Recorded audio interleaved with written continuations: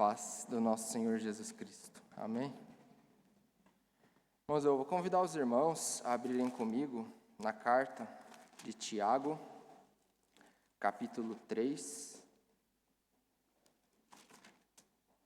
Tiago, capítulo 3, os versos de 13 a 18.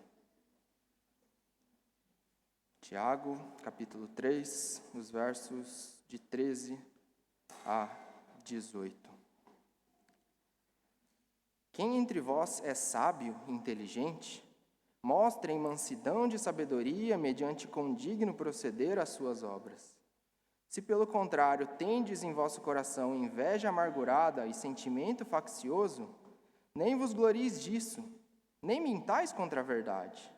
Esta não é a sabedoria que desce lá do alto. Antes, ela é terrena, animal e demoníaca. Pois onde há inveja e sentimento faccioso, aí há confusão e toda espécie de coisas ruins. A sabedoria, porém, lá do alto, é primeiramente pura, depois pacífica, indulgente, tratável, plena de misericórdia e de bons frutos, imparcial, sem fingimento. Ora, é em paz que se semeia o fruto da justiça para que os que promovem a paz. Convido agora os irmãos a fecharem vossos olhos, vamos orar. Santíssimo Deus, eterno Pai, louvado e engrandecido seja o teu santo nome, ó Deus. A tua palavra foi lida e agora a tua palavra será exposta, ó Pai. Pedimos, ó Pai, que eu possa ser fiel às Sagradas Escrituras, ó Deus. Eu, uma pessoa totalmente incapacitada e limitada de estar aqui, ó Deus.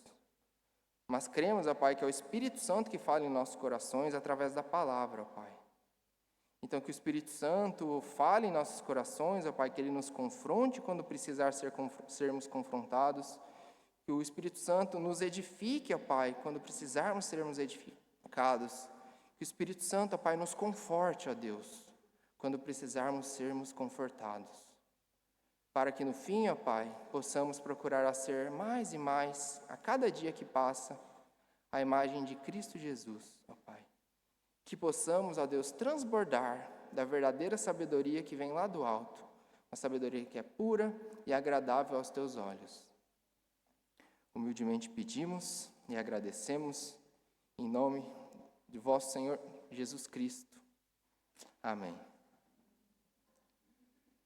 Irmãos, eu vou começar essa exposição com uma simples pergunta.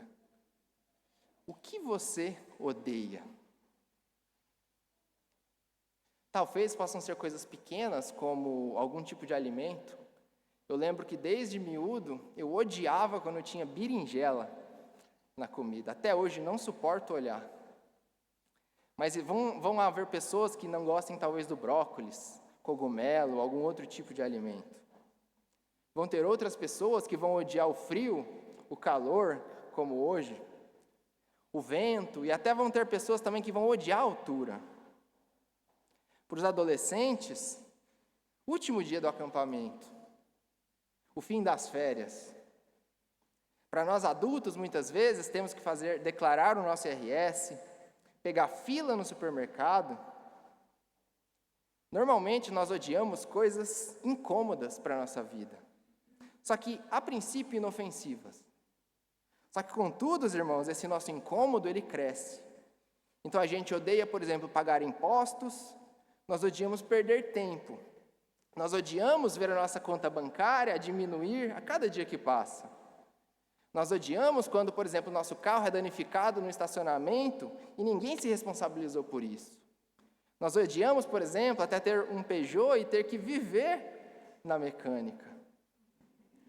Nós odiamos quando a conta da eletricidade vem alta. Os preços do supermercado aumentam com a inflação. Para os idosos, talvez, quando o valor que eles recebem da reforma, ele parece muito baixo.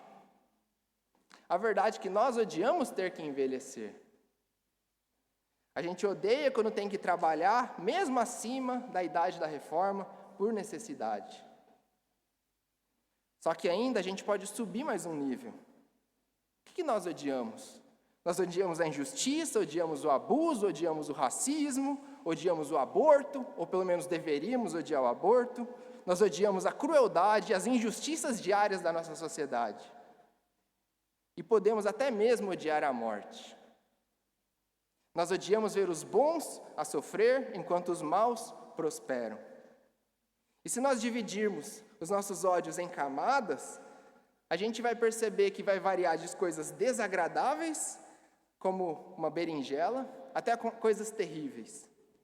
Só que ainda assim, irmãos, nenhuma dessas coisas chega perto daquilo que Deus mais odeia, que é o orgulho. E nós vemos na palavra como Deus odeia o pecado, como Deus odeia o mal. E o ódio de Deus, um ódio santo, ele está espalhado por toda a Bíblia. Por exemplo, em Provérbios 6, dos 16 ao 19, o Salomão ele escreveu: as 6 coisas que o Senhor aborrece, que aqui pode também ser entendido ou traduzido como odeia. E a 7ª a sua alma abomina. E a primeira delas é olhos altivos. E essa palavra aborrecer ou odiar no dicionário hebraico, ele significa desagradar-se intensamente, sentir antipatia ou aversão para com. Ou ainda isso tem o sentido de ser o antônimo de amar, o antônimo de cuidar. E essa primeira coisa, irmãos, os olhos altivos, um coração orgulhoso, nos mostra que Deus odeia o orgulho. E Deus odeia o orgulho com um ódio que é puro e um ódio que é santo. Em Isaías, o Senhor diz que castigaria o olhar arrogante do rei da Síria. Em Amós, ele jura pela sua própria santidade que ele abomina o orgulho do seu povo. São os olhos do invasor arrogante, o rei orgulhoso, uma pessoa que ela é apenas uma criatura, mas ela se eleva até o lugar da majestade divina.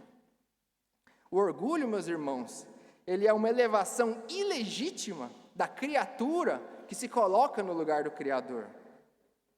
Então, nesse ponto da carta de Tiago, Tiago vai nos apresentar o antídoto de Deus para o orgulho, que é a mansidão da sabedoria. E desde o início da carta, Tiago tem falado sobre como alcançar a sabedoria. Nós até vimos aqui hoje na EBD. Se alguém tem falta de sabedoria, peça a Deus. E aqui Tiago não está falando de um conhecimento acadêmico, ou nem de uma esperteza prática, mas de uma sabedoria que vem do alto. Uma sabedoria que ela é moldada por Deus, e ela tem que se expressar em humildade. Alguns comentaristas que eu estudei vão dizer que a carta de Tiago não é como, por exemplo, a epístola de Paulo, que ela é cheia de lógica e argumentação sexual, é sequencial. Nem como João, por exemplo, que escreve em espiral. Eles vão dizer que Tiago ele é muito mais direto, objetivo, e ele vai escrever por tópicos. E aqui entra um novo assunto, mas que vai estar conectado com o anterior, antes do versículo 13, da carta de Tiago no capítulo 3. Porque Tiago, ele está preocupado com a língua, especialmente a língua dos mestres. Tiago já havia advertido logo no início do capítulo 3, como poucos deveriam querer ensinar, pois os mestres eles seriam julgados com muito mais rigor que os outros. Então Tiago ele vai descrever a língua como, embora pequena, ela pode incendiar toda uma floresta. Só que o que está por detrás disso? O que alimenta uma língua descontrolada? O que faz um mestre amaldiçoar seus irmãos enquanto ele diz bendizer a Deus? É a pseudo-sabedoria, uma sabedoria para cristãos tolos, igrejas tolas. Irmãos, e se nós quisermos consertar aquilo que nos aflige, não basta apenas nós consertarmos nossas palavras ou nossas ações. A gente precisa que o Espírito Santo, ele recalibre o nosso coração com sabedoria. Porque quando algo dá errado na nossa vida, ou até mesmo na igreja, nós procuramos soluções rápidas. Faça A, não B. Pare de fazer isso e comece a fazer aquilo. Nós buscamos ações que resolvam o problema. Só que a convicção firme de Tiago aqui é que essas ações externas, elas devem fluir de um coração que é sábio. Portanto, irmãos, essa sabedoria mansa e esse relacionamento humilde com Deus, eles vão ser o tema e o contexto que Tiago está a apresentar nessa altura da carta dele. Ele vai representar como que o remédio do Evangelho, ele atua em nossas vidas, enquanto a gente busca curar o nosso interior machucado pelo pecado. Sem sabedoria, irmãos, nós continuaremos a agir e a falar de forma tola. A gente vai contradizer quem nós deveríamos ser. Sem humildade, irmãos, nós continuaremos a viver em oposição com o nosso Deus, a quem a gente diz pertencer. David Gibson, ele vai dizer que na cosmovisão cristã, a sabedoria é, antes de tudo, uma categoria ética, e só depois uma categoria intelectual ou prática. Ela tem a ver com o tipo de pessoa que nós somos diante de Deus. Hannah Anderson, ela também vai dizer que a sabedoria é, em última análise, um fruto da humildade. Tornar-se uma pessoa sábia, alguém que toma boas decisões, só acontece quando compreendemos quem Deus é e quem nós somos como consequência disso. Então é todo nesse contexto que Tiago ele vai perguntar no verso 13: quem entre vós é sábio e inteligente? E essa pergunta, por mais que ela pareça inocente, ela é muito mais profunda. Tiago não está aqui a pedir para que as pessoas levantem a mão em resposta à pergunta. Tiago, na verdade, ele está a preparar terreno para dizer: eu vou lhe mostrar quem realmente é sábio, o que é a sabedoria. Então a intenção aqui de Tiago não é identificar quem são os inteligentes, quem são os sábios, mas sim descrever quem é sábio. E o que isso significa? Eu não sei se alguém aqui conhece, talvez os adolescentes, crianças ou alguns adultos vão conhecer a história do rei Arthur. Ninguém sabia quem era o verdadeiro rei. Só que a história conta que muitos cavaleiros, eles tentaram retirar a espada Excalibur da pedra. Eles tentavam porque eles se consideravam dignos de tirar, mas ninguém conseguiu. Então chegou Arthur, um desconhecido, que ninguém imaginava quem ele era. Ele vai e tira a espada da pedra. Um feito que antes ninguém tinha conseguido realizar. E através desse ato simples, ele demonstrou quem ele realmente era. Ou a gente pode até procurar nas Escrituras e vermos o exemplo de Davi. Todos os irmãos de Davi passaram por Samuel. Todos eram fortes, experientes, eles tinham a aparência de rei, mas nenhum deles foi escolhido. Então chamaram o caçula, o desprezado, o pastor de ovelhas, e Deus disse: é este. E assim como Davi, irmãos, o verdadeiro sábio aos olhos de Deus, pode ser alguém simples, humilde ou até mesmo desconhecido. Porque a sabedoria ela não vai se mostrar pela aparência ou pela pretensão, mas por ações moldadas por um coração segundo o coração de Deus. Porque o Senhor não vê como o homem. O homem, nós vemos a aparência, mas o Senhor vê o coração. E da mesma forma, irmãos, essa verdadeira sabedoria que Tiago vai nos apresentar aqui, ela não é determinada pela aparência que nós temos, nem pelo conhecimento que a gente tem, ou pela pretensão de adquirir conhecimento, mas sim por ações simples, verdadeiras e eficientes que estejam alinhadas às Sagradas Escrituras. Tiago aqui, ele está a se dirigir à igreja, mas com um foco especial nos mestres, a liderança da igreja. E a pergunta, quem entre vós é sábio, que nós vimos agora há pouco, faz todo sentido dentro desse contexto do capítulo 3. Porque os mestres que se consideram sábios e entendidos, eles talvez estavam a produzir inveja, contenda e confusão dentro da igreja. Eles podiam estar a usar a língua para dominar, para se destacar, para se afirmar. Isso causa estrago dentro da igreja. E é por isso que Tiago, então, vai apresentar aqui duas sabedorias. Uma sabedoria falsa, que ela é movida por ambição, por ego, que tem como resultado a confusão e toda espécie de mal. E também uma sabedoria que é verdadeira, que ela vem do alto, que ela é pura, pacífica, que ela é cheia de misericórdia e ela produz bons frutos. Então veremos que a beleza da sabedoria do alto, ela vai ser colocada em oposição com a feiura e o horror que é a sabedoria de baixo. E aqui é como se Tiago ele estivesse a dizer: a sabedoria que você tem revela a origem do seu coração. Tiago, então, irmãos, nesse texto está a nos convidar a nos examinarmos não apenas o que a gente fala, mas o porquê que a gente fala. Não apenas o que a gente ensina, mas de onde vem esse ensino. Tiago, irmãos, ele nos chama a todos nós a uma reavaliação profunda de nosso coração. Será que eu sou realmente sábio? Será que minha conduta de vida revela humildade na minha vida? Será que a minha liderança ela gera paz? E se nós queremos alcançar essa sabedoria, não basta a gente mudar as palavras ou ajustar as nossas ações. A gente precisa de um novo coração. Um coração que seja sábio, um coração que seja quebrantado, um coração que seja submisso às sagradas escrituras. E é por isso que Tiago aqui, ele quer que nós, seus leitores, examinemos a nós mesmos. E também a gente precisa lembrar que Tiago, quando ele acaba de se dirigir a muitos na igreja, muitos ali também queriam ser mestres. E por causa disso, Tiago poderia até ter escrito de uma forma diferente. Quem sabe ele poderia ter sido mais objetivo. Por exemplo, Tiago poderia ter iniciado assim: quem que se acha inteligente? Por favor, demonstre isso. Venha aqui na frente e mostre a sua inteligência. Ou por que você é sábio. Mas Tiago, ele não vai argumentar de uma maneira direta, porque isso estragaria seu argumento posterior.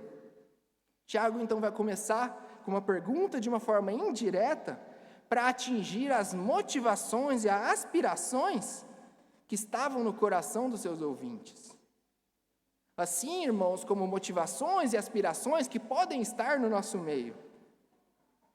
E o que eles desejavam? Quais eram suas motivações? O que eles almejavam? Muitos ali desejavam serem reconhecidos como mestres, sábios e inteligentes dentro da comunidade. E é por isso que no texto anterior, Tiago tratou disso. Enfatizou que a língua de muitos ali demonstra que eles não eram sábios. E é bem provável que quando Tiago fez essa pergunta, alguém poderia ter entendido: será que ele quer dar uma responsabilidade para mim? Eu que me acho tão inteligente? Será que é por isso que Tiago está a perguntar? Será que ele está me chamando para liderar, para ensinar esse povo que é tão limitado em entendimento nessa igreja? Será que é isso talvez eu devesse me oferecer a ele? Quando eu leio esse texto, eu só penso em Ramã e o rei Assuero. Quando o rei pede a ele, viu, o que eu dou para quem deseja agradá-lo? Ramã, pensando que era para ele próprio, demonstra como exemplos o que era possível. E aí ele vai: tá bom, agora você vá e aplique naquele que você odeia. Essa linha de pensamento, então, irmãos, de Tiago, ela foi provocada com o objetivo de expor os desejos ocultos do nosso coração.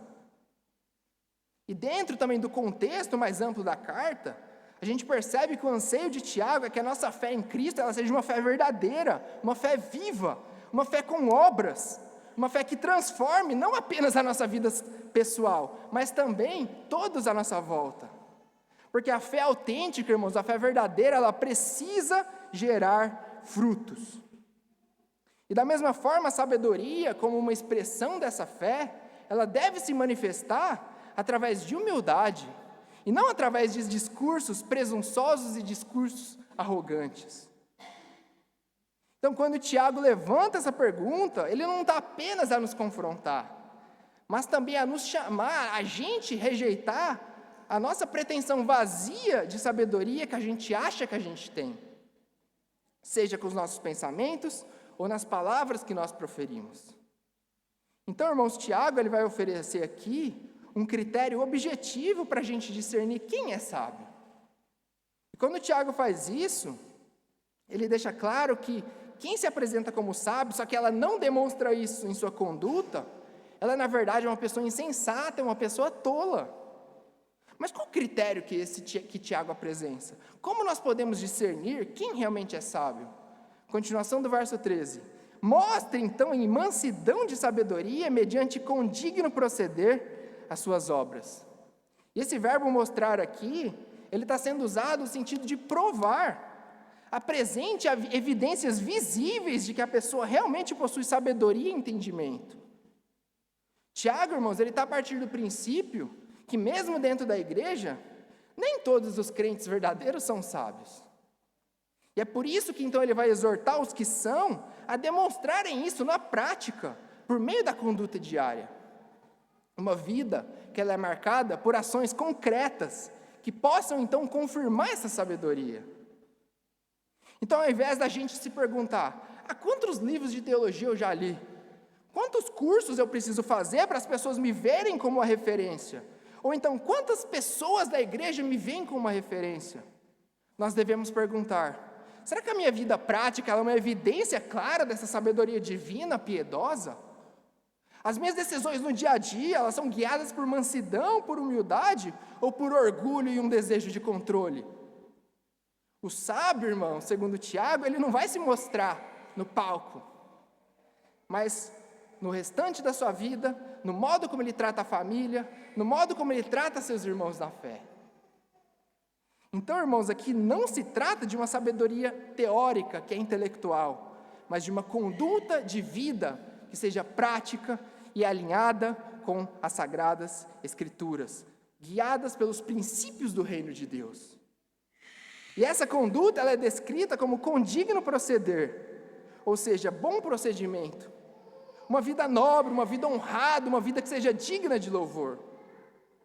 E Tiago aqui, ele especifica como essa sabedoria deve ser evidenciada. Como? Em mansidão.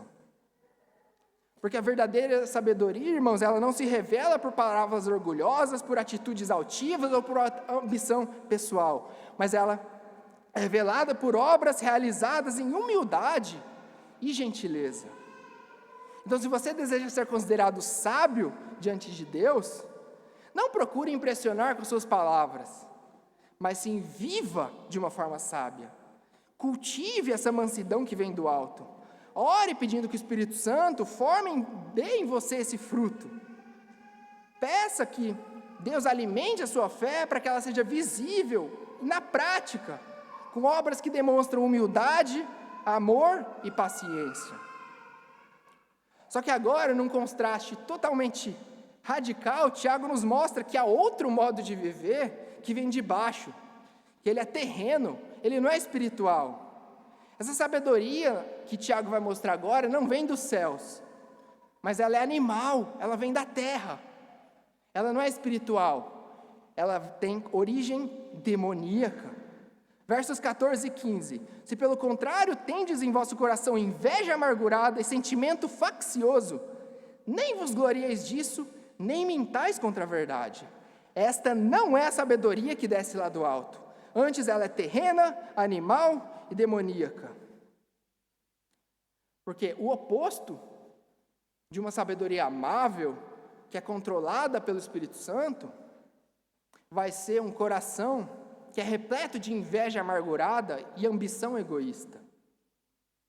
E percebam, irmãos, a diferença entre essas duas sabedorias. O contraste entre os versículos e o anterior tem um paralelo direto também com a epístola de Paulo aos Gálatas, quando ele menciona entre os frutos do Espírito, por exemplo, mansidão e domínio próprio.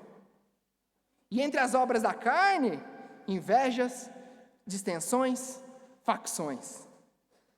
E veja que Tiago vai do assunto da sabedoria e da inteligência, no versículo anterior, para o assunto aqui da inveja e da ambição. Mas será que Tiago está a mudar de assunto? O que tem a ver sabedoria, inveja e ambição? Tiago, irmãos, ele está a preparar terreno para desmascarar a falsa sabedoria dos que se acham sábios. Tiago aqui vai expor irmãos que aleguem serem sábios, enquanto seu comportamento é egoísta.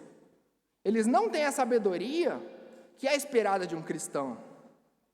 O próprio termo aqui, amargo, ele vai conectar diretamente o verso 14 ao verso 11, que é os pecados da língua. Porque os pecados da língua, eles fluem do nosso interior, do nosso coração. E eles vão deixar um gosto amargo, que vai resultar em acusação e em falsidade contra outros irmãos.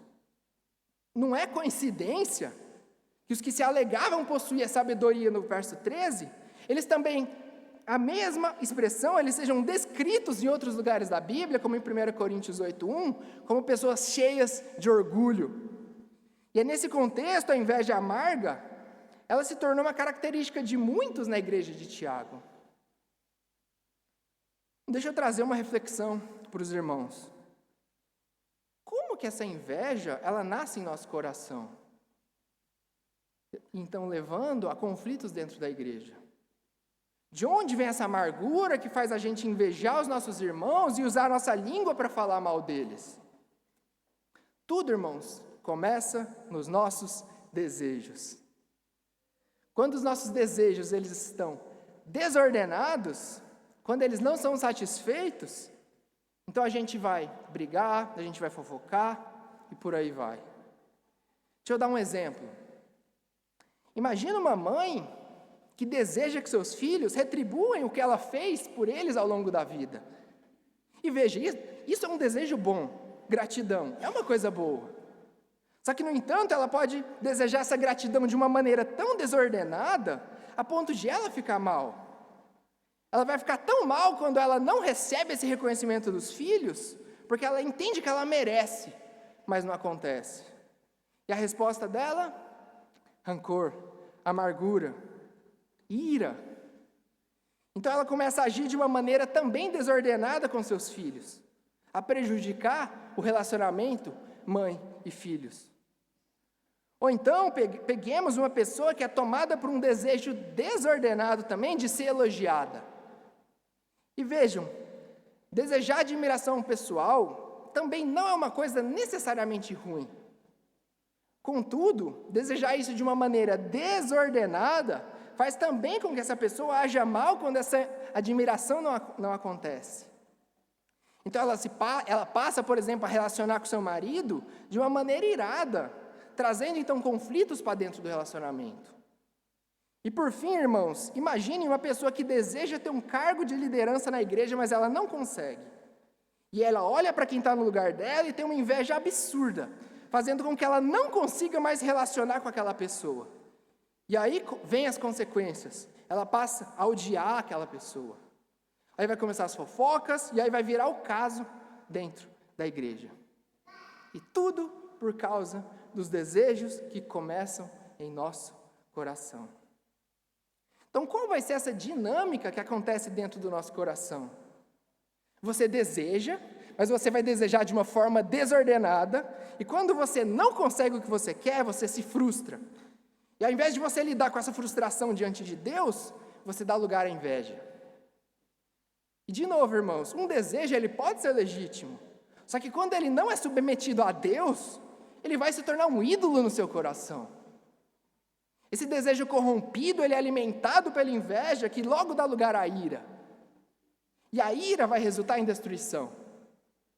Destruição de relacionamentos, de comunhão e de paz. De um desejo desordenado que se torna inveja. E o que é a inveja aqui? A inveja, irmãos, não é apenas você querer o que a pessoa tem. Diferente da cobiça, por exemplo. A inveja, ela é mais grave. A inveja faz com que você deseje aquilo que a pessoa tem, só que você não quer que ela tenha aquilo também. E é por isso que ela é muito mais destrutiva. Porque enquanto a cobiça, a gente apenas deseja o que a pessoa tem, agora ela te leva a desejar não apenas o que o outro tem, mas também que ela não tenha aquilo que você deseja ter. Deixa eu dar um exemplo. Pensem no irmão, é só um exemplo, tá? Pensa no irmão do grupo de cânticos, que toca há anos, canta, e ele sempre esteve envolvido, ele é presente, ele é esforçado, só que em determinado momento outra pessoa entra, uma pessoa que é talentosa. A gente sabe quem é talentoso com música ou não, né, irmãos? E esse dom dessa pessoa começa a ser evidenciado, e ela naturalmente começa a se destacar, essa nova pessoa.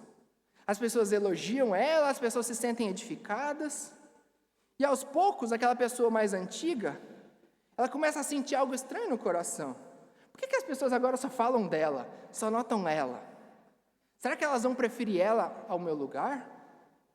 E se esse sentimento, irmãos, não for confessado e não for tratado à luz das Escrituras, ele pode se transformar numa inveja amargurada. Exatamente o que Tiago denuncia aqui. E o que essa inveja vai produzir? Agora, então, eu preciso tentar assassinar a reputação da outra pessoa. E tudo vai começar de uma forma simples, pequena. Uma correção desnecessária durante o ensaio. Um comentário feito para demonstrar superioridade, não para ajudar, não para edificar. Você interrompe ela, você critica ela, você questiona ela, não por zelo, mas para mostrar superioridade musical, ou questionar a decisão dela. E aos poucos você vai passar a expor os erros daquela pessoa. Você faz comentários em tom de crítica para o outro, como assim? Não, ele até tem técnica, mas falta espiritualidade algumas vezes. Sempre vem positivo com o negativo. Porque agora não se trata de desenvolver a mesma habilidade do outro, mas de derrubar ele. A língua, irmãos, ela se torna uma arma letal na mão do invejoso. Porque já que você não consegue subir do lado dela, eu tenho que trazer ela até o meu. Então eu vou usar calúnia, eu vou usar fofoca, eu vou usar insinuações maldosas. Você vai passar a observar mais a vida dela, para observar as fraquezas dela. Não para ajudá-la, mas para usar isso contra ela. Você vai aproveitar todas as oportunidades para se exaltar e colocar ela para baixo. E com isso os relacionamentos vão sendo corrompidos, os vínculos dentro da igreja vão sendo quebrados e a comunhão da igreja ela vai sendo enfraquecida. E agora você que deveria cantar para a glória de Deus, você passa a cantar por orgulho ferido. E a sua hipocrisia ela se torna evidente. Na frente você elogia, só que por trás você destrói.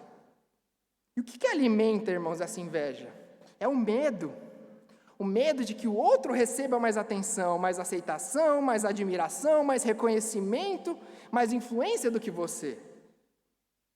A gente até pode começar a criar pensamentos como, nossa, aquela pessoa é insuportável. Ela não merece estar onde ela está. Ela só teve sorte. Eu sou muito mais competente que ela.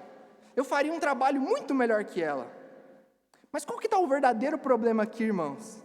O problema está no coração. Porque o orgulho, ele distorce a nossa visão, ele faz pensar que a gente é muito mais do que a gente realmente é. No fundo, o orgulho faz com que nós desejemos a glória que o outro está a receber. A admiração que a igreja dedica a alguém que não somos nós. Porque nós queremos ser reconhecidos, nós queremos ser aplaudidos, nós queremos alimentar o nosso ego, todos nós. E por causa disso, você destrói a reputação do outro para que ele saia de cena e você possa aparecer sozinho. Irmãos, a inveja, ela é apenas a face visível de um coração que ainda busca não agradar a Deus, mas a própria exaltação. E o que motiva tudo isso? É um coração que deseja ser amado, aceito, valorizado, mas ele não crê que já possui tudo isso em Cristo. Essa é a raiz do problema.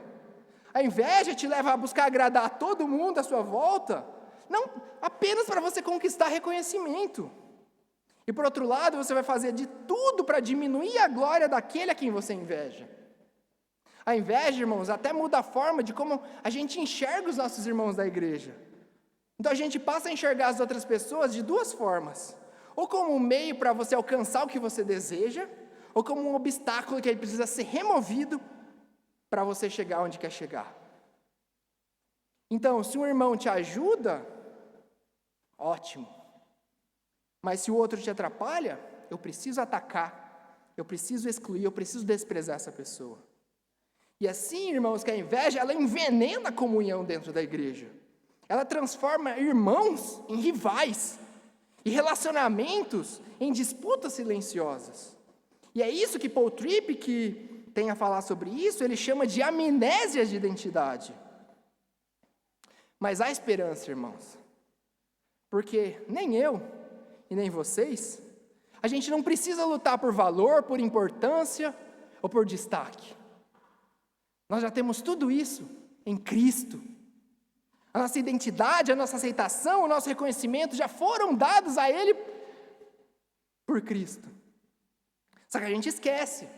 A gente esquece que a gente já foi aceito, que a gente já foi amado, que a gente é plenamente satisfeito em Cristo. E é por causa da queda, irmãos, por causa do pecado, que o nosso coração é como ele se torna um copo rachado, onde a gente tenta encher esse copo com gratidão, com conquistas, com elogios, com aplausos, mas ele nunca se enche, porque ele está rachado. Ele sempre vaza.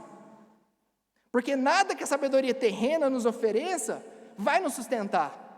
Somente Jesus, irmãos, que ela é a fonte da água viva, ela pode satisfazer um coração que é sedento por esse vazio. Apenas a fonte de águas vivas pode nos satisfazer de verdade. E ela é Cristo. Quando a gente se lembra disso, irmãos, quando a gente se lembra que a gente já tem tudo em Cristo, não precisa haver competição. Não precisa invejar ninguém.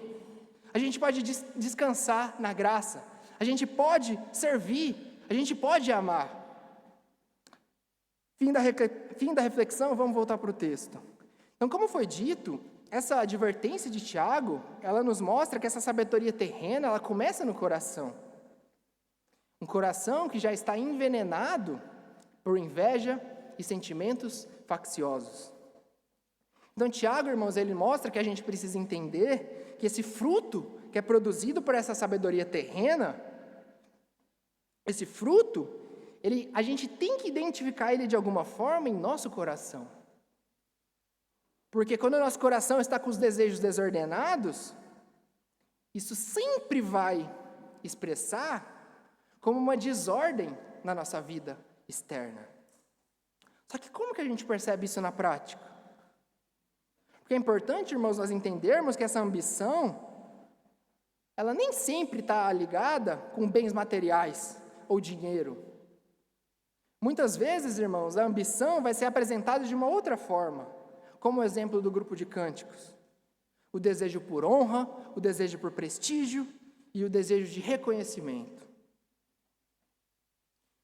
Eu preciso que todo mundo à minha volta dê a sua atenção para mim. Eu preciso ser bajulado pela minha sabedoria. Eu preciso ser bajulado por aquilo que eu faço. Eu preciso ser bajulado por quem eu sou, pelos títulos que eu faço, pelos diplomas que eu tenho. Esse é um tipo de ambição egoísta.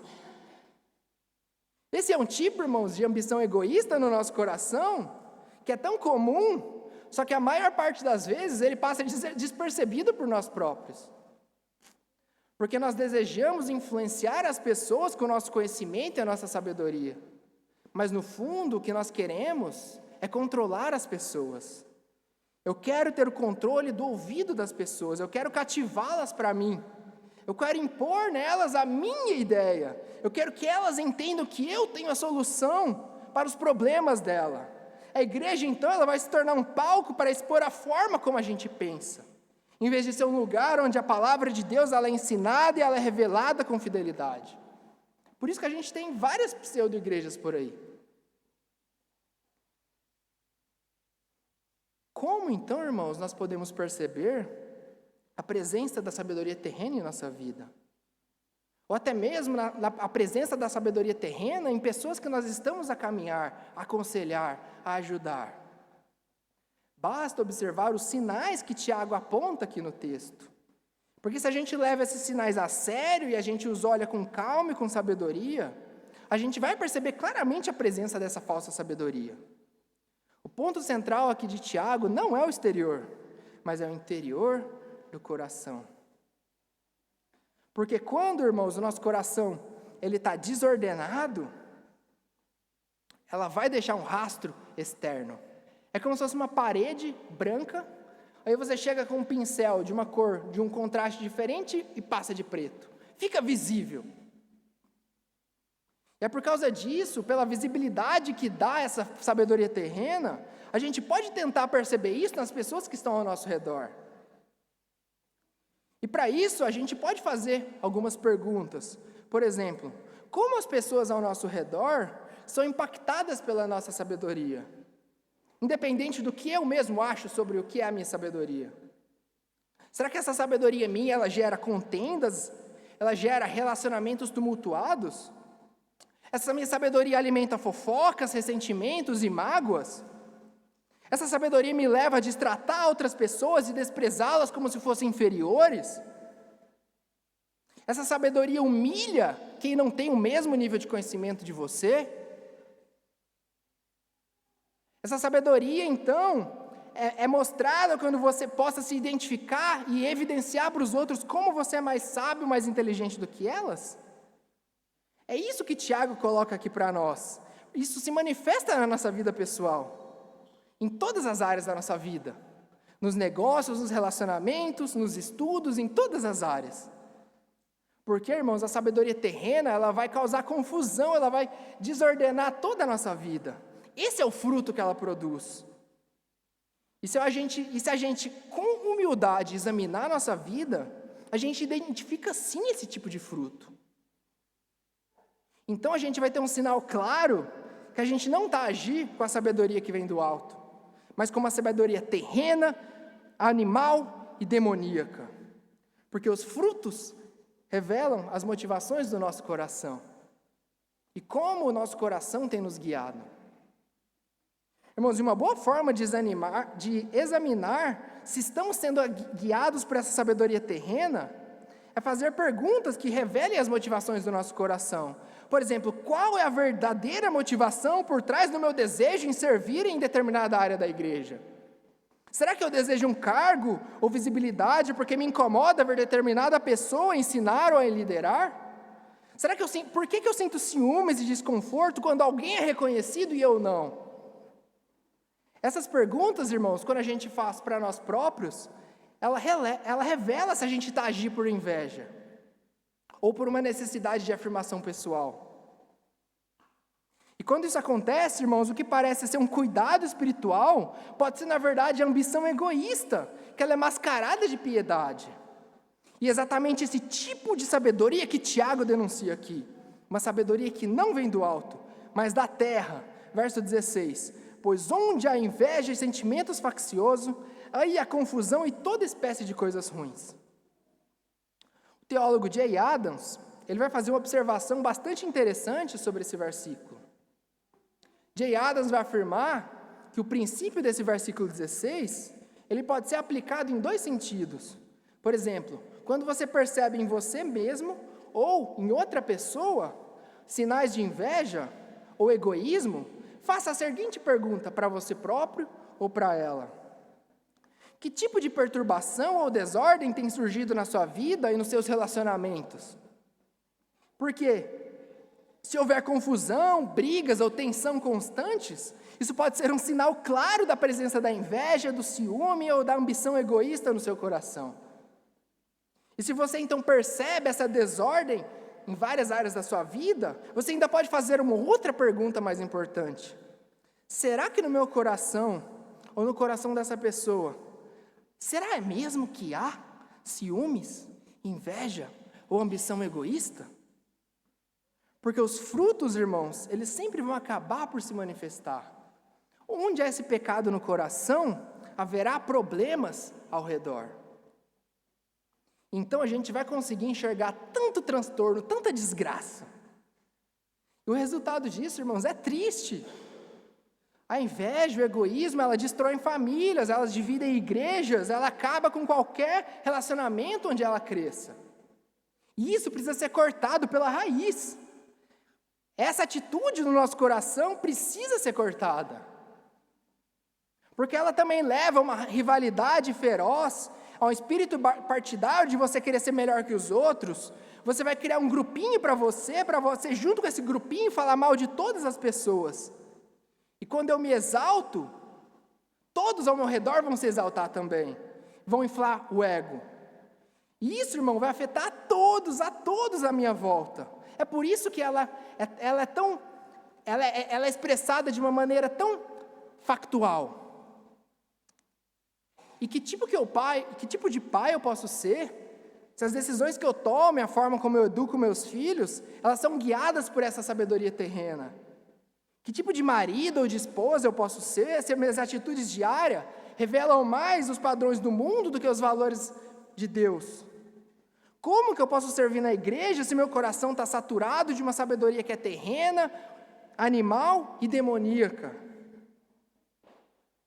A sabedoria terrena, irmãos, ela transtorna e destrói todos ao meu redor. Só que a sabedoria do alto, ela transforma a vida, porque ela não é baseada em simplesmente conhecimento. E a gente precisa entender, irmãos, que não há lugar para competição dentro da igreja. Não há. Dentro do conselho, dentro da junta, dentro de ministérios, entre irmãos, não há lugar para competição. Não há lugar para rivalidade entre irmãos da fé. E o que então a gente precisa fazer diante disso?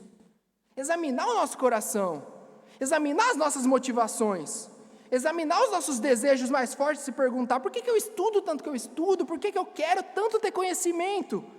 Por que eu leio os livros que eu leio? Por quê? Qual que é a minha motivação diante de tudo isso? Qual o desejo que eu tento obter através disso? Será que realmente eu ser mais parecido com Cristo? Será que eu crescer na sabedoria de Cristo? Será que eu ajudar meus irmãos a crescer nessa sabedoria de Cristo? Ou eu quero, através de tudo isso, apenas controlar a minha vida, como Adão e Eva fizeram? Então, através de tudo isso, eu poder me exaltar e eu poder me mostrar para as pessoas. E é por isso que eu não consigo resistir e mostrar o tanto que eu sei, o tanto que eu leio, o tanto que eu estudo. Eu sempre preciso dar a minha opinião. Deixa eu te perguntar, alguém pediu a sua opinião? Ela é para edificar? Então não fale, feche a boca.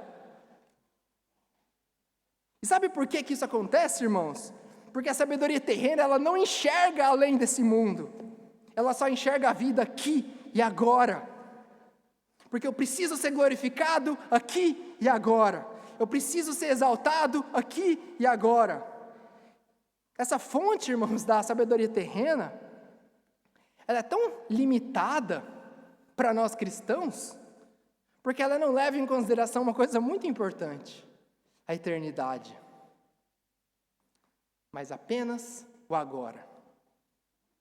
Paul Tripp, ele vai dizer que é muito fácil acreditar que a sabedoria bíblica é sobre o quanto eu conheço de Bíblia e teologia. Só que Paul Tripp, ele vai dizer que essa sabedoria é sobre como você vive a sua vida e não quanto você conhece. Sabedoria não é conhecimento teológico, irmãos, mas a forma de como você vive, como que você aplica seu conhecimento na sua vida diária. O ser humano, desde a antiguidade, desde a Grécia, a gente pensa que a sabedoria está alinhada com o conhecimento de alguma coisa. Só que Tiago está nos mostrar aqui que a verdadeira sabedoria, ela tem a ver mais com a prática e não com a teoria. É aplicar o conhecimento que nós temos de uma maneira correta e apropriada no dia a dia, quando ela for requisitada. Não sei se alguns aqui vão conhecer, tem um conto, no Brasil era infantil, que era do sábio e o barqueiro. Resumidamente, por causa do tempo, um sábio entra num barco e ele precisa atravessar para o outro lado do rio. Ele então começa a zombar do barqueiro. Ah, você sabe português? Do barqueiro, não. Ah, eu sei. Você sabe matemática, sabe gramática, sabe filosofia, sabe ciências? Sempre o barqueiro respondia, não, não. E ele, eu sei. Aí o barco bate e começa a afundar. Aí o barqueiro pergunta para ele, você sabe nadar? Dele, não. E o barqueiro, eu sei. E o barco afunda. E esse erudito afunda com a sua teoria. E qual que é a lição disso, irmãos? Que não é o conhecimento, a aparência, mas sim os efeitos, e sim o que essa sabedoria produz em nossa vida. Da mesma forma, a verdadeira sabedoria, a sabedoria do alto, ela não está no valor da nossa aparência, ou no que a gente acha que diz, mas na prática, e uma prática usada em mansidão e humildade. É isso que Tiago ensina aqui. Essa sabedoria precisa produzir efeitos práticos. E essa sabedoria que Tiago diz, vem do alto. Por quê? Porque ela vem de Deus, ela não vem do homem, ela não é demoníaca. Versículo 17, a sabedoria, porém, lá do alto é primeiramente pura, depois pacífica, indulgente, tratável, plena em misericórdia e de bons frutos. Ela também é imparcial e sem fingimento. Você consegue perceber essa sabedoria do alto na sua vida? Porque lembra que a sabedoria terrena, ela produz terrenos falsos, que causam desordem no nosso coração, e eles são expostos na maneira externa da nossa vida. E dessa mesma forma, essa sabedoria divina, ela também produz frutos. Mas um fruto de ordem natural e interior, que vai trabalhar em nosso coração e vai colocar em nosso ser características de Cristo no crente que a recebeu. E nesse versículo, irmãos, a pureza ela é a primeira das 7 palavras que Tiago usa para descrever a sabedoria que vem do alto. Porque a pureza, ela representa a sabedoria como imaculada, inviolada, inocente, como o próprio Cristo é puro. Mas por que a pureza ela é mencionada como primeira característica da sabedoria? Porque, irmãos, a sabedoria, ela tem origem de Deus. Ela é pura porque o próprio Deus é puro. O próprio Deus é santo. A gente pode comparar a pureza com uma luz que afasta as trevas a tudo que ilumina. Só que essa luz, ela não é influenciada pelas trevas. Então essa sabedoria que vem do alto, ela entra nesse mundo pecaminoso, mas ela não é afetada pelo pecado. A sabedoria é pura, irmãos, ela não tem mancha, ela é pura, ela não vai ser motivada pelo pecado. Ela vai refletir a pureza e a santidade de Deus na nossa vida. E aí você percebe que ela não pode ser natural, porque ela é sobrenatural. Ela tem que vir de Deus. E é Deus que nos dá essa sabedoria. Provérbios 9:10 vai estar escrito: o temor do Senhor é o princípio da sabedoria, e o conhecimento do santo a prudência. O conhecimento do Senhor é prudência, é inteligência, agir de forma correta. Essa sabedoria, irmãos, pura, que a gente recebe de Deus, que nos faz agir como Cristo agiu. E veja como Tiago descreve aqui uma coisa bela, ela é pacífica, ou seja, ela não promove conflitos. Ela procura resolver os conflitos para promover a paz. Só que aqui não é uma sabedoria que procura produzir a paz a qualquer custo. Aqui não é abrir a mão da verdade para ter uma pseudo-paz com outra pessoa. Não, mas significa falar a verdade em amor. Confrontar em amor com a verdade. E quando a gente fala a verdade, irmãos, em amor, se a pessoa for crente realmente, ela vai ouvir. Pode demorar, mas ela vai ouvir. Ela vai ouvir porque ela tem o Espírito Santo habitando dentro dela. E assim, a gente fica em paz uns com os outros. E perceba, irmãos, perceba o contraste com a sabedoria terrena. Antes eu tinha inveja, antes eu estava em confronto em meu coração com aquela pessoa. Só que agora, quando eu coloco a verdadeira sabedoria, agora eu preciso amar essa pessoa. Eu preciso agora servir, eu preciso me doar a essa pessoa. Que antes eu queria que ela me servisse, antes eu queria tomar o que era dela, agora eu quero servi-la. Antes eu vivia para competir, agora eu vivo para servir, para amar.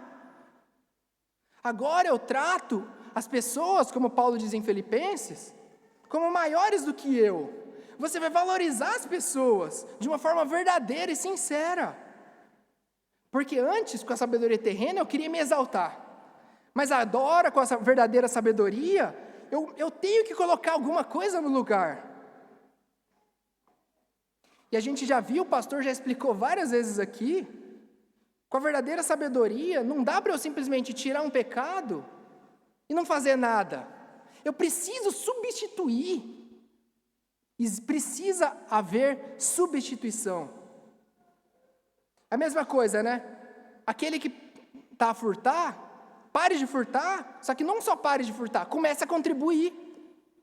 Então não é só parar de pecar, é acrescentar algo no lugar. Porque tem que ter uma ação oposta. Assim também, parar de invejar, parar de se orgulhar, é agora você começar a servir as pessoas, a você procurar amar as pessoas, a exaltá-las corretamente, todos que estão à sua volta. Porque, irmão, se você não trocar essa sabedoria terrena por uma sabedoria que vem do alto, esses pecados irão voltar, irão retornar. Eu preciso, irmão, substituir os vícios por virtudes, o orgulho pela humildade, a inveja pelo amor. Porque quando a gente faz isso, irmãos, em vez da gente causar problema, a sabedoria do alto vai trazer paz para os nossos relacionamentos. E o resultado dessa paz, aqui ele vai dizer no verso, é um fruto justo, um fruto de justiça. Porque onde essa sabedoria está presente, ela vai ser semeada. As pessoas, elas vão ver isso na minha vida e vão querer fazer também. Ela vai produzir bom fruto na sua vida, ela vai produzir bom fruto na igreja. E a nossa igreja, irmãos, a igreja Pedras Vivas precisa desses bons frutos. Nós precisamos de pacificadores. Além disso, irmãos, essa sabedoria, ela perdoa. Ela é razoável, ela é gentil, ela é tratável, ela sabe ouvir. Ela não é uma sabedoria arrogante. Ela não vai olhar para o outro com ar de superioridade. E isso é bastante grave, irmãos. Esse ar de superioridade que a gente acha que tem. É, por exemplo, você ser pai ou mãe de um adolescente e não querer ir no discipulado dos adolescentes, porque você já acha que sabe o suficiente. Mesma coisa com o grau dos miúdos.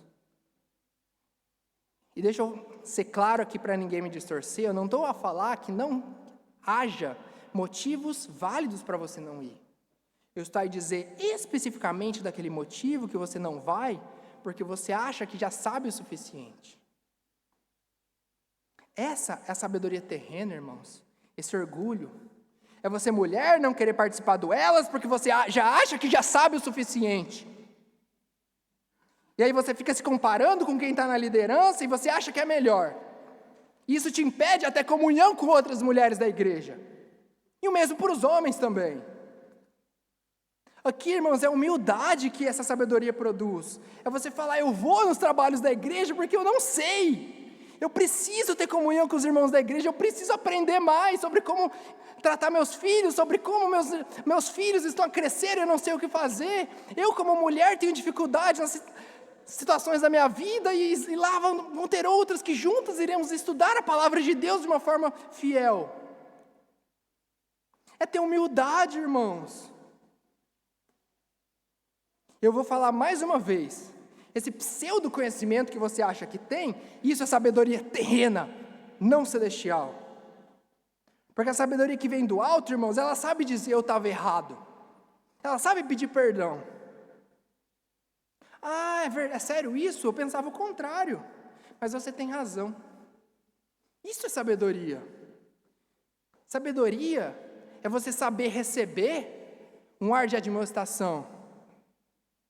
Quem sabe receber é sábio. Como nossos casamentos, nossos relacionamentos teriam mais paz se essa sabedoria do alto fosse vivida na prática, no dia a dia, pelos maridos e pelas esposas. Além disso, irmãos, a sabedoria, ela também é cheia e plena de misericórdia e de bons frutos. Misericórdia, irmãos, envolve a gente tratar o outro não como ele merece, mas como fruto, o reflexo da compaixão que a gente recebeu de Cristo. Deus não nos trata, irmãos, como a gente merece. E a gente também tem que tratar os outros dessa forma. Não por merecimento. Isso é ser cheio de bons frutos. Mas a lista aqui de Tiago, irmãos, ela não para. A sabedoria do alto, ela também é imparcial. O que significa? Ela não vai favorecer o meu amigo em detrimento dos outros se existe um conflito dentro da igreja. Ela não vai ser injusta, ela vai procurar ouvir os dois lados. Ela vai julgar de uma maneira sábia, de uma maneira objetiva. E por fim, irmãos, essa sabedoria, ela é sem fingimento, e aqui literalmente sem hipocrisia. Ela não promove a mentira, mas ela é verdadeira, ela é sincera. Ela é usada apenas em prol da verdade, em amor. Essa é a sabedoria de Deus. E veja como ela é ampla, veja como há várias faces dessa sabedoria. Porque ela, irmãos, ela muda totalmente o nosso ser. Ela muda a forma da gente agir com os outros. ela molda, irmãos, até a nossa forma de enxergar o mundo, até a nossa forma de julgar as coisas. Não é à toa o que essa sabedoria produz.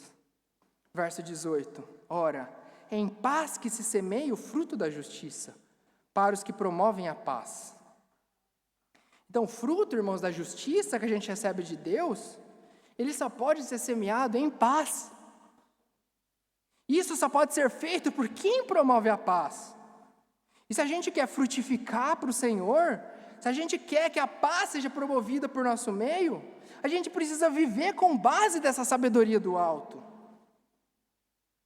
Então, com isso, a gente precisa fazer um autoexame da nossa vida. Quando eu estava a estudar para esse texto, eu pensei, caramba, como eu estou tão longe disso? Será que eu tenho sido pacífico com as pessoas? A minha fala nem é sempre gentil. Podem perguntar para minha esposa. Eu sou uma pessoa que eu tenho dificuldade em ouvir opinião contrária. E muitas vezes eu não tenho sido piedoso. Não tenho. Os frutos da minha vida, eles nem sempre são bons. E até muitas vezes, quando eu digo que eu sou imparcial, eu estou mentindo. Eu não sou imparcial, nada. Ninguém aqui é imparcial. Porque eu faço tudo de acordo com os desejos desordenados do meu coração. Tudo do jeito que eu quero, as minhas preferências. Mas é agora, Senhor. O que a gente faz? E agora? Não dá para a gente ter. E agora? Tem uma boa notícia, irmãos, que Tiago coloca aqui. Mesmo que nós não estejamos a agir assim, como eu, existe perdão e reconciliação para todos aqueles que estão em Cristo Jesus. Porque Cristo é a sabedoria que vem do alto, que a gente tanto precisa. Tiago aqui, irmãos, está a nos mostrar dois modos de viver. A sabedoria terrena e a sabedoria que vem do alto. E se você está em Cristo, toda essa sabedoria do alto está disponível. Percebam agora, acordem os que estão a dormir. Se você está em Cristo, toda essa sabedoria do alto está disponível. Tiago disse isso no início, nós lemos, foi falado no EBD. Se porém algum de vós necessita sabedoria, peça a Deus, que a todos dá liberalmente, e nada lhes impropere, ser-lhe-ás concedida. Então, irmãos, sabe o que Deus vai fazer? Ele vai dar essa sabedoria. Ele vai dar, e não vai ser condicional. Ele vai dar liberalmente, e nada lhes impropera. Ele vai dar. Se você não está a ser, peça, Ele vai dar. Porque é isso que Deus quer para a nossa vida. Que todos nós cristãos tenhamos a sabedoria que vem do alto. Irmãos, Deus quer mudar o nosso jeito de ser, Deus quer mudar o jeito como que nós tratamos nossos irmãos. E quando, irmãos, nós temos um coração humilde, que é quebrantado, que verdadeiramente se arrepende, é impossível duvidar disso. Então ore, peça a Deus, leia a palavra, faça uma vida devocional. Até a pessoa, irmãos, que é mais simples, ela vai encher de sabedoria quando ela lê a palavra, quando ela vai estudar a palavra, quando ela medita na palavra, quando ela ouve a palavra de Deus diariamente. Ela vai crescer, ela vai ser muito mais sábia. Na Bíblia, irmãos, a gente vê como Deus é sábio, como Cristo agiu com sabedoria, como Cristo agiu com humildade. Cristo, a sabedoria encarnada de Deus. Como Cristo era manso, como Cristo era humilde, como Ele tratava tão bem as pessoas, e como a gente trata os nossos irmãos. Então, irmãos, com a palavra nós somos confrontados, a gente é desafiado, nós somos encorajados a viver como alguém que já recebeu a paz e a justiça de Deus. Nós já recebemos essa justiça e a paz de Deus. Então, agora, para finalizar, algumas breves aplicações. Primeira aplicação: examine o seu coração com honestidade diante de Deus. Pergunte-se: por que eu desejo ocupar um cargo de posição de liderança? Por que eu quero estar à frente? Será que no fundo não é para eu ser notado, para eu receber elogios, para eu provar alguma coisa para alguém? Pergunte também, por que eu fico tão incomodado quando fulano ensina, quando o Beltrano lidera, ou quando o outro é elogiado? Por que eu fico incomodado? Será que não é porque eu queria estar no lugar dele, dela? Será que isso não revela uma raiz de inveja? E se você se pega pensando mal agora de alguém aqui da igreja, ou mesmo você alimentar desprezo por alguém aqui dentro dessa igreja, pergunte-se, será que isso é a sabedoria lá do alto? Ou será orgulho disfarçado? Segunda aplicação, identifique os sinais da sabedoria terrena. Tiago aqui, ele é direto. Essa sabedoria ela é terrena, animal e demoníaca. Quando nós queremos ser vistos mais do que queremos servir, isso é sabedoria terrena. Quando a gente critica os outros com um coração orgulhoso e amargo, isso não vem de Deus. Quando a gente quer a glória para nós e não para Cristo, você está indo por um caminho bastante perigoso. Mas a notícia ainda é boa, irmãos. Ainda há espaço para arrependimento. Confesse seu pecado ao Senhor. Peça a Ele que purifique o seu coração. Substitua essa inveja, essa comparação, esse orgulho, pela sabedoria que vem do alto. Que ela é cheia de misericórdia, ela é pacífica, ela é tolerante, ela não tem fingimento. Terceira aplicação. Reconcilie-se com quem você inveja ou quem você despreza. Porque se você, irmãos, em seu coração identificou alguém em relação a isso, vá até essa pessoa, ore por essa pessoa, procure se aproximar dela. Se ela está a agir mal contigo, confronte-a com a palavra. Sirva essa pessoa com um amor sincero. Irmãos, o Evangelho nos chama a viver como um só corpo. Não dá para ter o ego. O ego é um veneno que vai destruir, vai corroer a unidade dentro da igreja. Quarta aplicação. Aplicação voltada para a liderança da igreja. Presbíteros, diáconos, líderes de ministérios, líderes de pequenos grupos. Qual tipo de sabedoria tem predominado em sua vida? As suas decisões são guiadas pelo Espírito ou pelo medo dos homens? Você busca promover a paz? Você corrige com amor?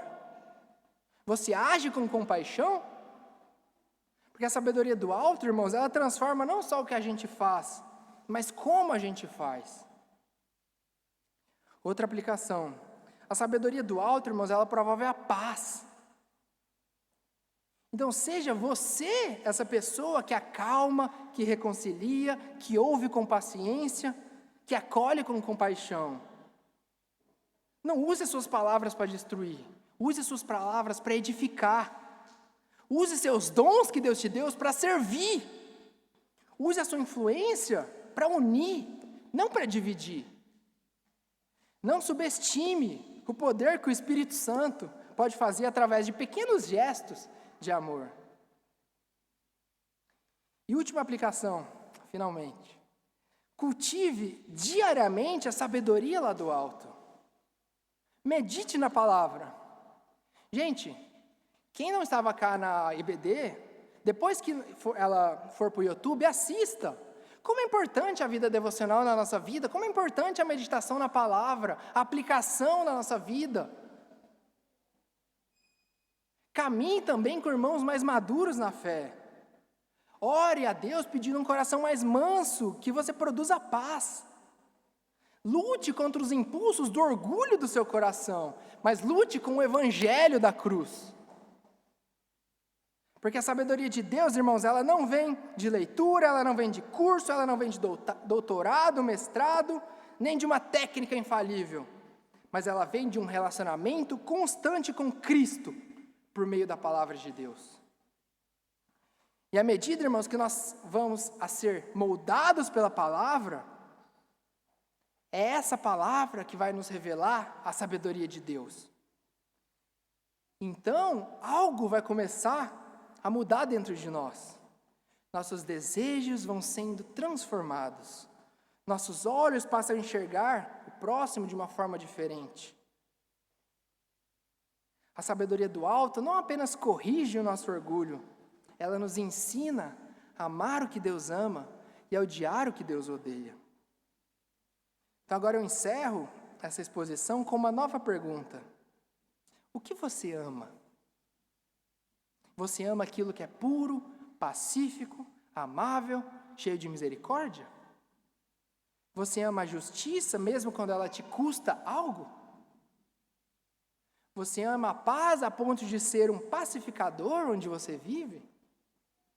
Você ama a verdade o suficiente para abrir mão da sua razão ou do seu desejo por destaque?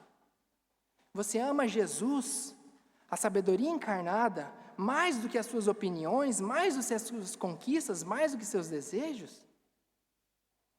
Que possamos, irmãos, sermos resplandecentes dessa sabedoria do alto, para que possamos edificar o mundo com a graça e a misericórdia de nosso Senhor e Salvador Jesus Cristo.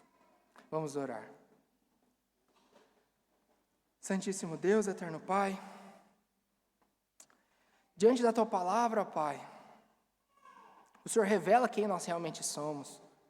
O Senhor revela a nossa inveja, o Senhor revela o nosso egoísmo, o Senhor revela, ó Pai, os nossos desejos desordenados, ó Pai, da Tua palavra. Ó Pai, colocamos todos nós diante de Ti, ó Pai, pedindo misericórdia. Misericórdia, ó Pai, pois estamos cheios da sabedoria terrena, ó Deus.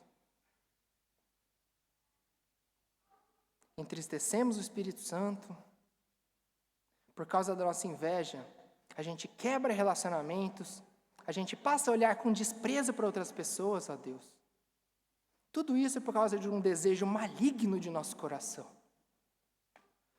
Ó Deus, mas nós cremos, ó Pai, na Tua palavra, nós cremos, ó Pai, que somos habitados pelo Espírito Santo, ó Pai. Já que temos o Espírito Santo, ó Deus, que o Espírito Santo, ó Pai, produz em nós essa sabedoria que vem do alto, ó Pai. Ela não pode ser conquistada aqui por qualquer coisa aqui da terra, Senhor. Trabalhe em nossas vidas, ó Pai, ajude-nos a substituir, ó Deus, a inveja, a amargura, o sentimento faccioso, por amor, por paciência, por desejo de servir, por tolerância. Ajuda-nos, ó Pai, que o Espírito Santo age em nós, ó Pai, pois sem o Espírito Santo não temos acesso, ó Pai, a essa sabedoria que vem do alto, ó Deus. Clamamos a Ti, ó Pai. E se há alguém aqui, ó Pai, que não é habitado pelo Espírito Santo, ó Pai, clamamos, ó Pai, que a palavra fale em seu coração, ó Pai, que essa pessoa reconheça que ela não é nada, ó Pai, que ela busca glória aqui e agora, mas que ela pode ter, ó Pai, a verdadeira sabedoria do alto através de Cristo, ó Pai, através de Cristo Jesus, o Deus encarnado, a sabedoria encarnada, ó Pai, que através de sua misericórdia, ó Pai, o Senhor enviou a viver uma vida perfeita, ó Pai, a não agir no dia a dia, ó Deus, com a sabedoria terrena, ó Pai. Cristo, ó Pai, agiu em nosso lugar. Cristo foi manso, Cristo produziu a paz, Cristo, ó Pai, morreu e ressuscitou em nosso lugar, ó Deus. Por isso, ó Pai, que possamos resplandecer, ó Pai, a pessoa de Cristo Jesus, através das pequenas ações que são geradas por um coração quebrantado e humilhado, ó Pai, pela palavra de Deus. Receba, ó Pai, o nosso culto, receba a nossa adoração e a nossa confissão, ó Pai. Humildemente pedimos e agradecemos, em nome de Jesus Cristo. Amém.